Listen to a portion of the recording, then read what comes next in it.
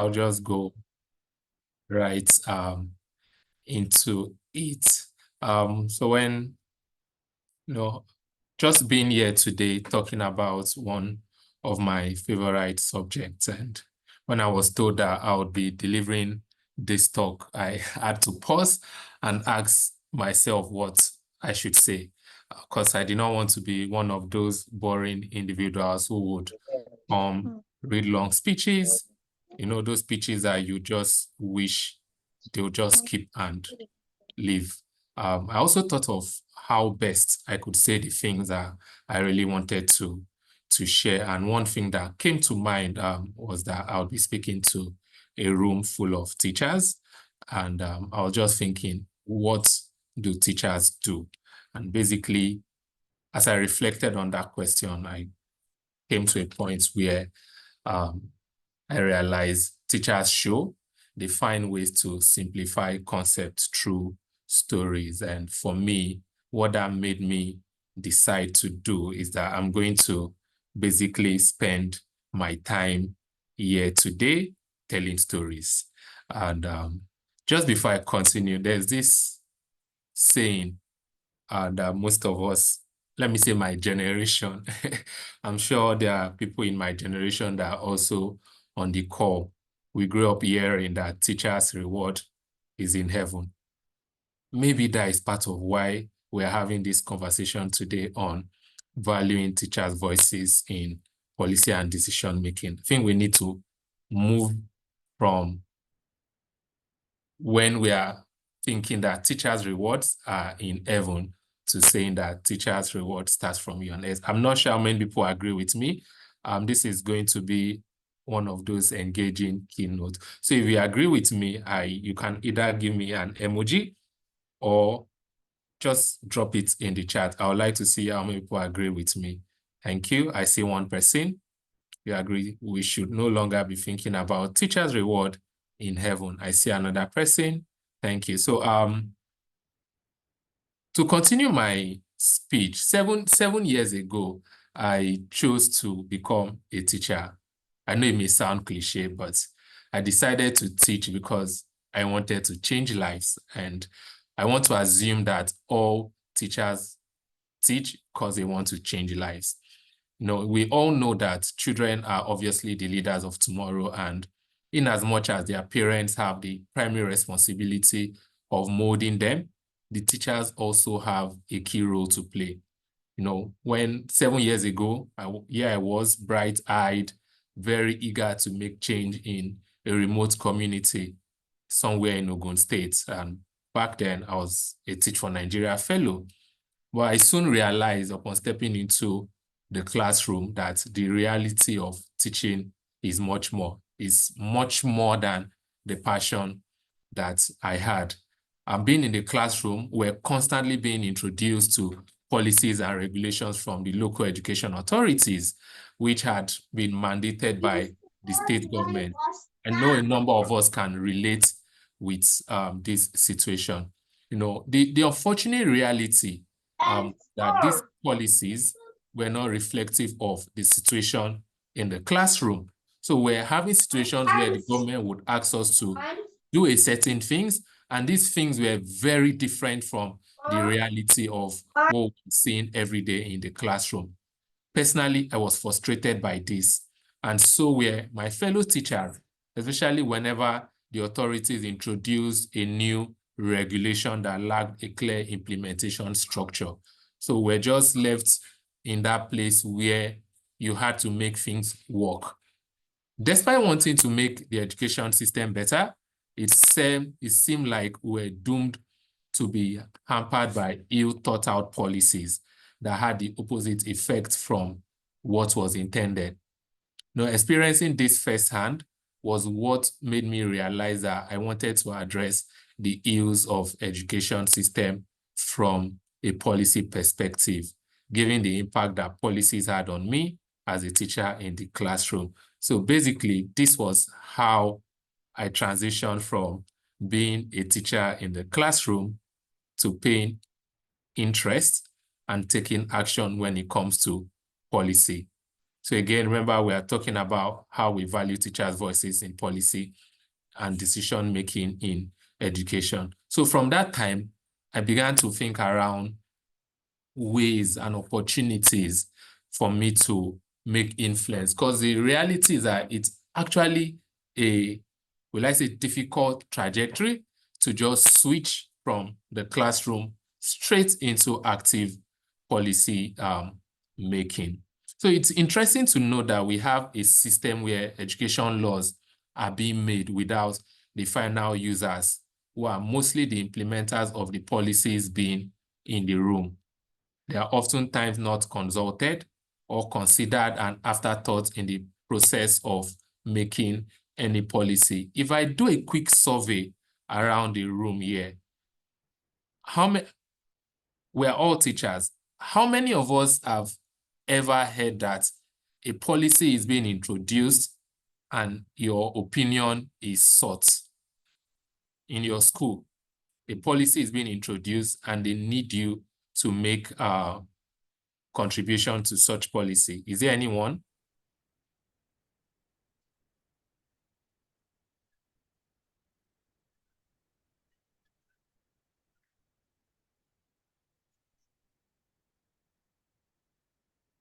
So I think there's no one. I'll take that like none of us have ever been consulted when a policy needs to be introduced.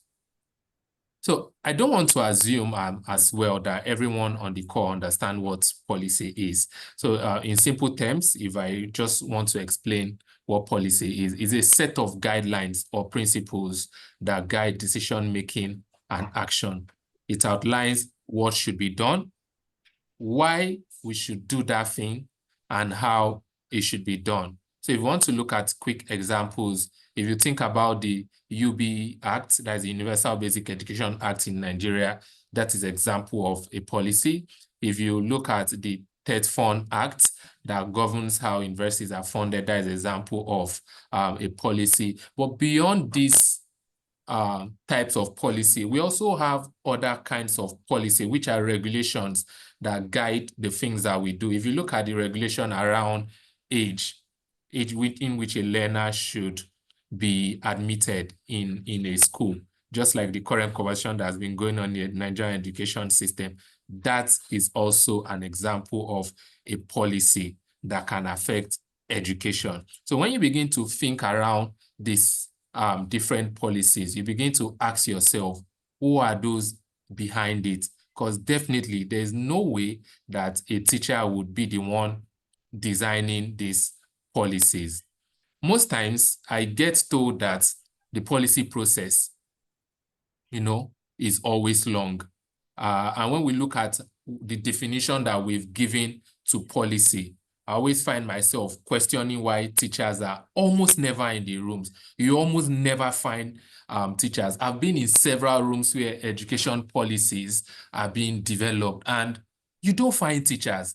And even when you are looking for teachers, what you find is that they look for a certain caliber of teacher. It's not inclusive, right? So another important lesson is how concerned as well are teachers in the processes that shape the policies and decisions that impact them. So on one hand, I agree that teachers are almost never involved.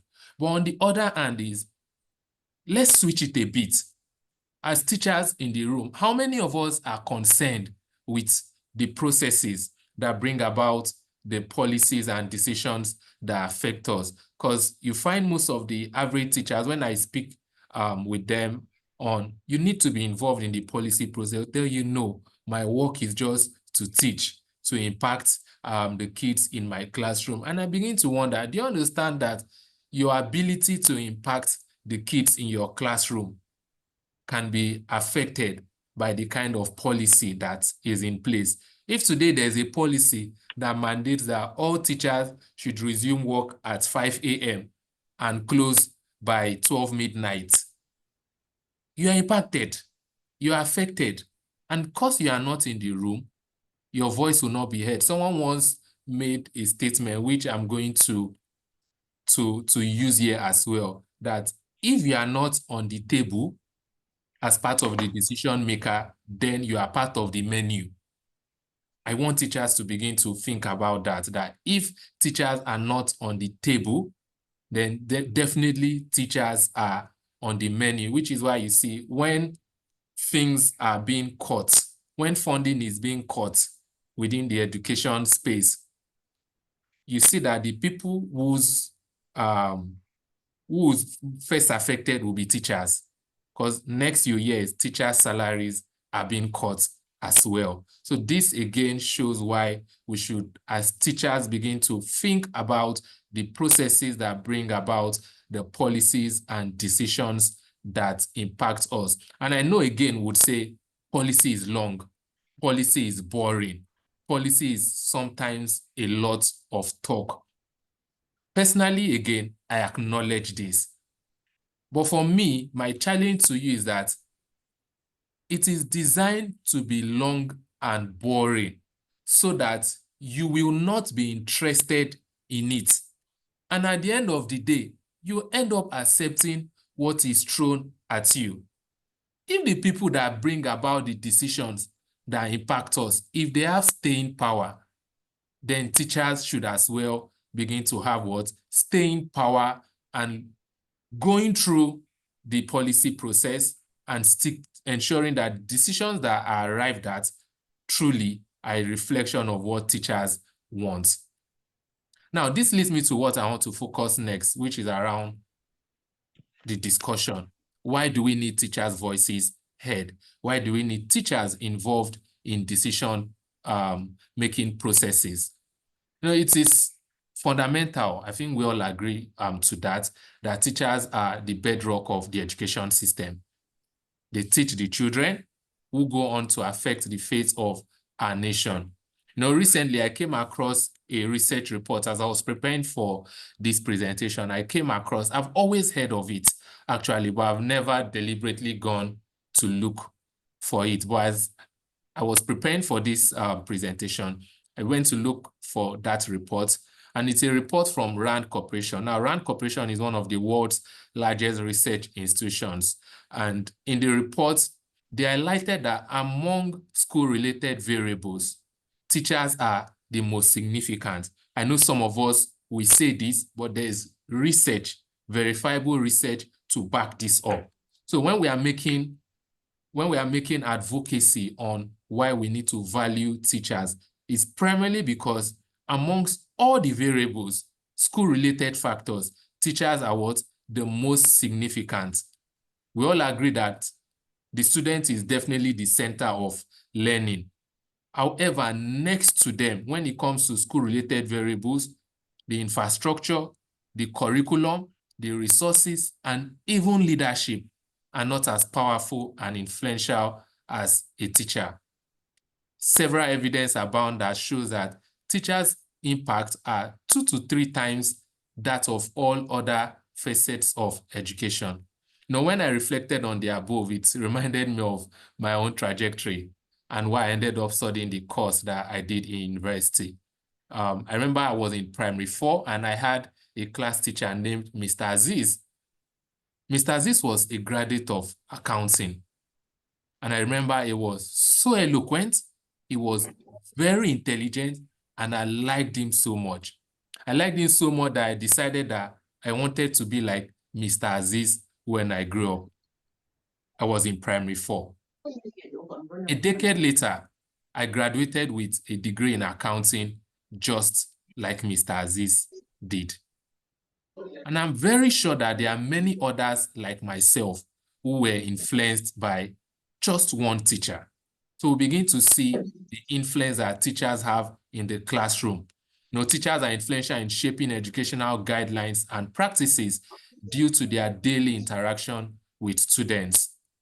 For the development of a functional and inclusive system, it is therefore necessary to recognize and value teachers' perspectives. Educational laws and policies currently have a lot of loopholes because we rarely see it being led by teachers. It also reminds me of one of the conversations that we've always been having around education technologies, what we commonly hear as EdTech. We have technologies today that are designed for teaching and for teachers, but these technologies are not designed by teachers or people who have an understanding of the education process. So we have policies that, solutions, innovations that are designed by people that they've never stepped their feet in the classroom. You just see someone would wake up and say, teachers are not marking script fast. I want teachers to start marking script fast. And you develop a tool that will mark script fast. But sometimes we forget that there's a personal element to things like marking scripts. I'll give a quick example. I once went to mark a competition, and there were set guidelines. Pupils were asked to define waste disposal. I remember vividly well. They were asked to define waste disposal and waste management. And I had these students that could not define it. However, illustrated the process. This particular child wrote, if in our house we finish eating and we left the trash on the floor, I sweep the trash, I put it in the basket, and I go to dispose it with Loma. That is waste disposal. To me, I felt that kid had an idea of the application of it. However, the marking scheme does not accommodate for such an answer. So imagine a tool that is created to mark script that does not factor in children who might not be able to use textbook definition, but actually have an understanding of it. It's the same thing we are having today in our innovation process and in our policy process. And we see that the major distinguishing factor between the most successful innovations in education and the unsuccessful ones is the contribution of a teacher, either as part of the founding team or as an advisor. So when we think about the tools that exist today, I like giving this example everywhere. One of the reasons why I like what Schoolinka is doing is that the brains behind it, they've taught in the classroom. They still interact with teachers like yourself, which is why whatever solution is being developed mirrors the daily realities of teachers. So essentially, if teachers spend the most amount of time with the learners in the education system, they are responsible for interpreting and implementing policy decisions, then it is definitely a no-brainer that their voices should be valued in the policy and decision-making process in our education system.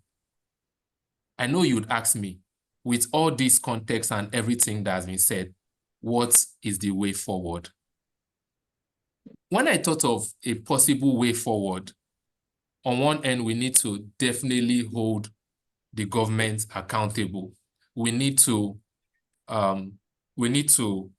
also hold the people who are leading policies and the policy design processes. However, I thought, how about we have a shift, right? Which is why I think the system will not change in one day.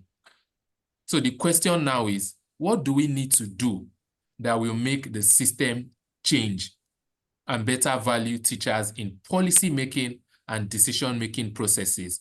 The same way when we talk about how teachers are perceived, people would not change their perception of teachers based on themselves. They will change their perception of teachers based on what teachers project. So it is not enough to say that teachers are not valued in the policy process or decision-making process. For me, it's a case of what do teachers need to do to show that they need to be valued. There's this saying, which most of us would have definitely heard or used, that if Muhammad does not go to the mountain will definitely need to go to Muhammad. So with this understanding, this is my recommendation for teachers, because we are talking about valuing teachers' voices. And again, people would not change perception except we show them why we need to be valued, why that perception needs to be changed. So my first recommendation for teachers, all of us on this call, is to organize ourselves. Now, when I say organize ourselves, I know we have teachers union. What are we focusing on in our teachers union conversation? You know, are we only fighting for pay? That every time we need our pay increased, what exactly are we organizing for? Because one of the easiest way to get noticed and to influence policy and the policy-making process is to be an organized body. I'm telling you from experience that once you're an organized body, it becomes more potent.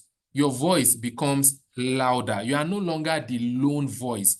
Every single person is saying the same thing and moving in the same direction.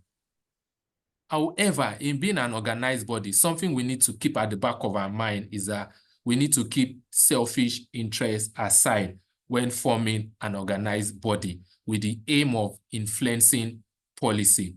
Is why most times I get concerned when I see some of the demands that our educational institutions are making. I'm like, no, you need to look beyond your nose. So ask for something that will make a bigger ecosystem impact. So first thing is organize yourself. Imagine every single one of us on this call organizing ourselves into a reputable organization that wants to influence policy. But beyond organizing ourselves, something you can as well do, join existing policy bodies and institutions. So I'm always a proponent. I always sit on the side of, we don't need to reinvent the wheel. So today in Nigeria, there are several institutions and organizations that are working to influence policy. As a teacher, how many of us are a part of these institutions? Why are you not a part of it? One of the institutions that I joined when I was thinking around moving from being in the classroom only to influencing policy was the Nigerian Economic Summit Group.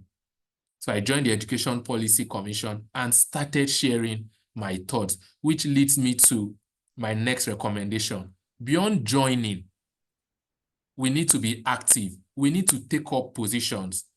So most times I see teachers taking a back seat. Do not exclude yourself. If anything comes up, volunteer yourself for it. Take up position, take up space.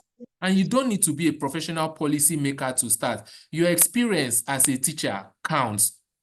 I'll give a brief illustration. In 2020, I was part of the Nigerian Medium-Term National Development Plan team, the people that worked on the 2025 plan.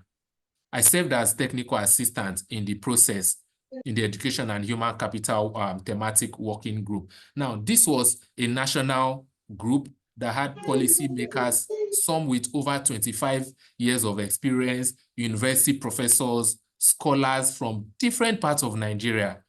Here I was. All I had to my credential was that I was a teacher. I taught in the classroom. But what happened was that every time I shared my perspective, shared recommendation based on things that I had seen in the classroom, I get feedback that is so insightful, which shows me the power that speaking up has. So as a teacher, we don't need to begin to discount that I'm just a teacher. I don't have any experience. The experience you have, even if you've taught 2 students, it counts. This is how we begin to show that as teachers, we have substance beyond just teaching in the classroom. Next recommendation would be that as teachers, let's begin to write, publish our thoughts. Because again, we are trying to influence and shape an entire ecosystem to begin to see the value that we bring. And we can do this by writing, by publishing your thoughts. So systems do not change because the system decided to change. Systems change because people shaped it to change. And one of the easiest way is through what we hear as a people, what we see, and what we say. And we can achieve this when we begin to share our thoughts. So there are several teachers today that I respect a lot. I follow their work. They have become leading voices. How do they do this? They just share their thoughts on issues. It might be as simple as through their social media pages. Some reach out to organizations, to newspapers and online blogs to become contributory writers. Just, I want to write pro bono. A simple question to all of us here today. When last did you share your opinion on an issue? Remember again, as a teacher, your own experience counts. Don't discount it. This is the things that feed into the policies that shape education in Nigeria. So imagine if all of us here, we become part of an organized group. We write about something that interests us, something as the last conversation, because right now the system is gradually moving into something else around age of admission. How many of us shared our thoughts around it?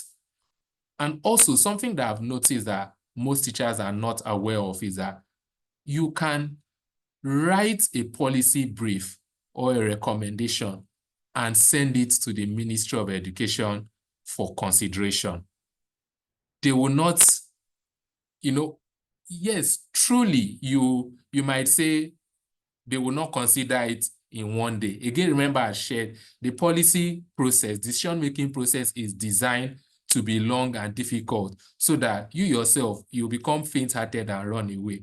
But if you decide to stick it through and stay, what happens most times is that over time, your recommendations and your insights will be considered. So let's begin to look at how we can begin to put together recommendations and submit it at our ministries of education for consideration. If they call for roundtables, sure.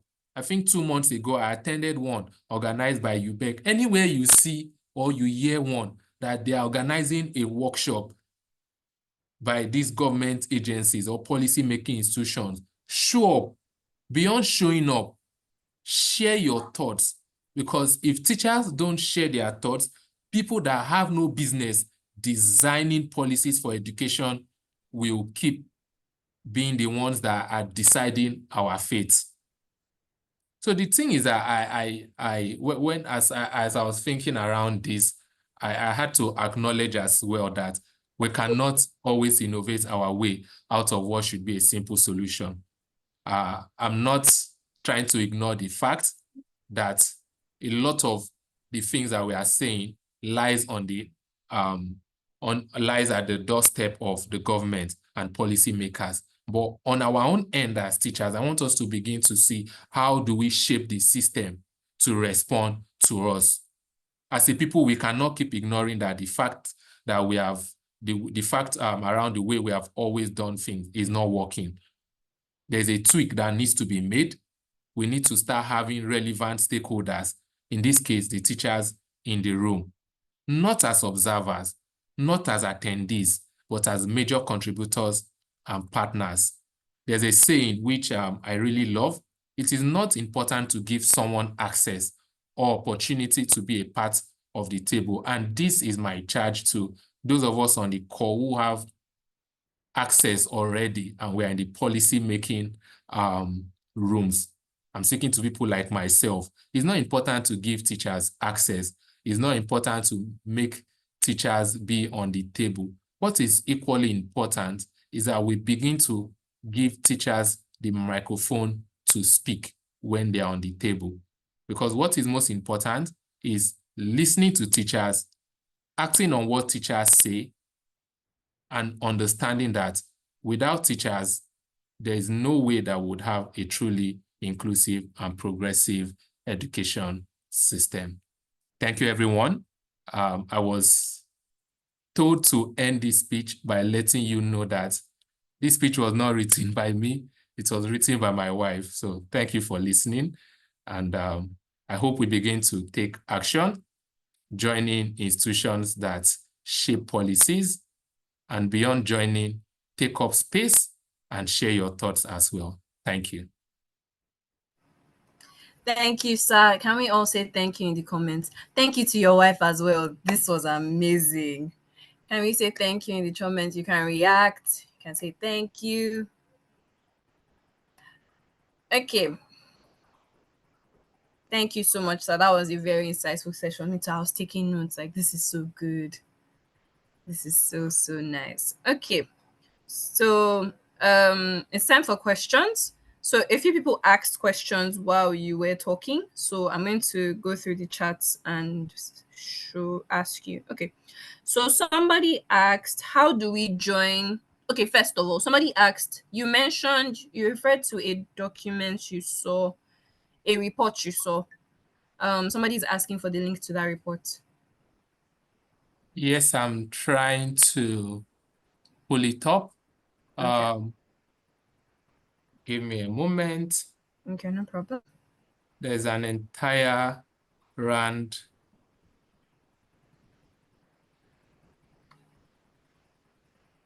I'm trying to go to there are different reports. This is,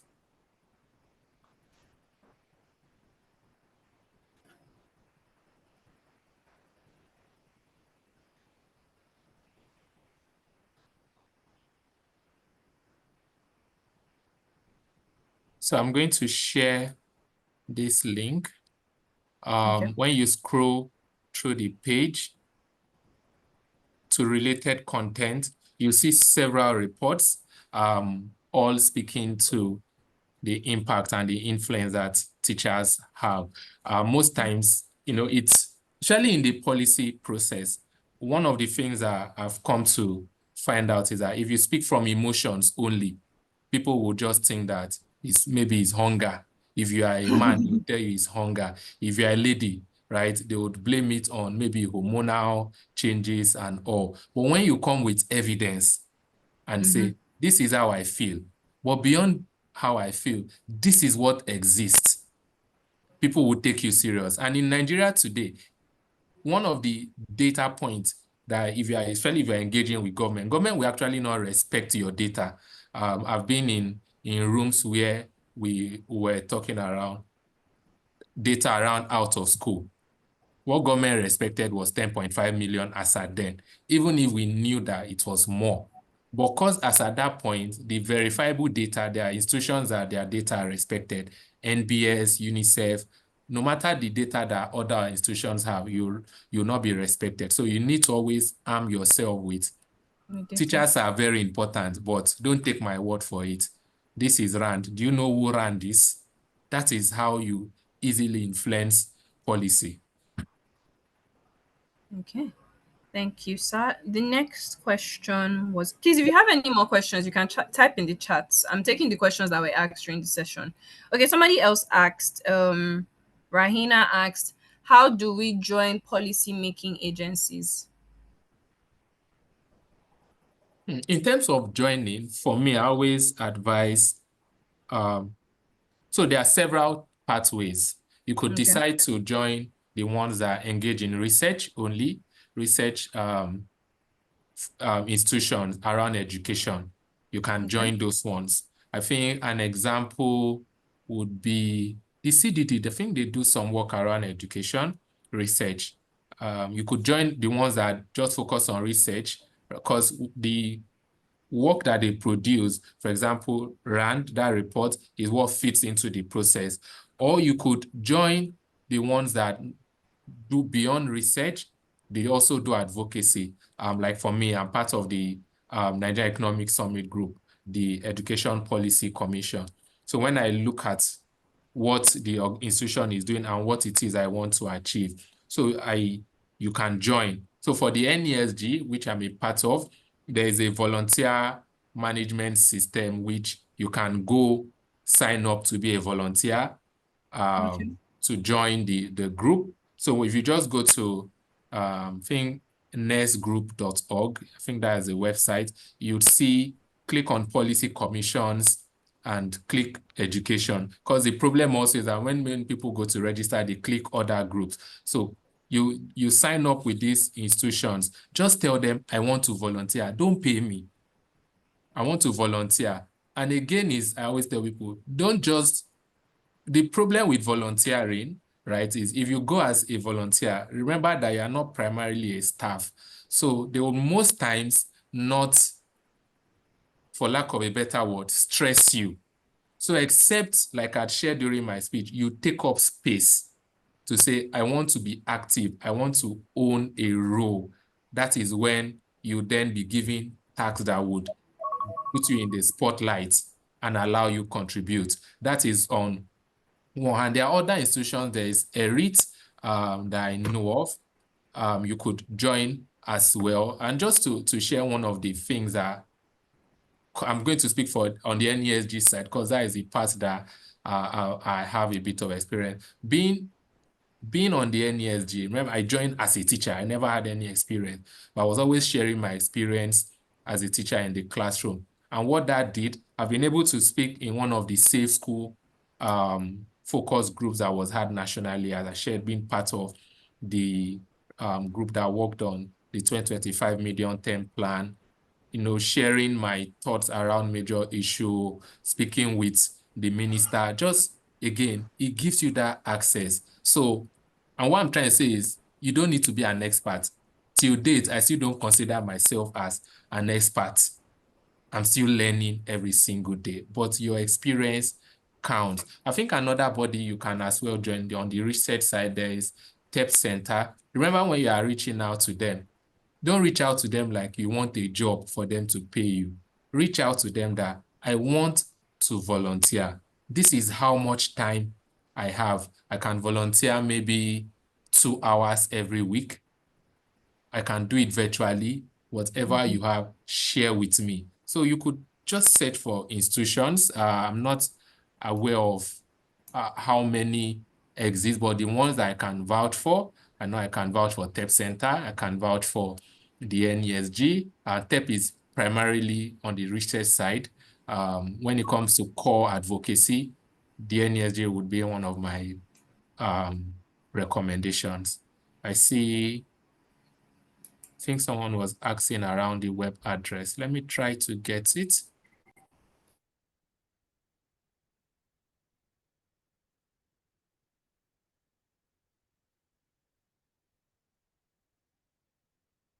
So I'm not sure if there's any question. Okay. Somebody was asking for the web address and the names of these places. Yeah, I'm sharing. I'm Okay. sharing the one for, this is Ness.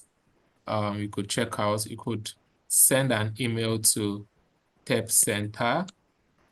For TEP Center, just say you want to volunteer. They do research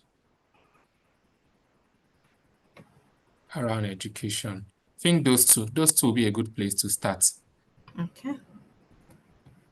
For everybody who attends, don't worry, we will, in the follow-up mail we'll be sending during the course of the week, we'll send you all this information. Thank you once again, sir, for taking out time to do this. Summary from everything you said from the question and answer session was the importance of volunteering. So don't just fill the form, actually reach out, actually tell them that, oh, you want to help, so that they would give you tasks. Because you said something that's very important that I can relate to. If you say you want to volunteer, but you don't actively show them you want to volunteer, they won't want to stress you because they are not paying you, which is very true. Thank you very much, sir, for your time. Can we all thank him once again? Thank you so much.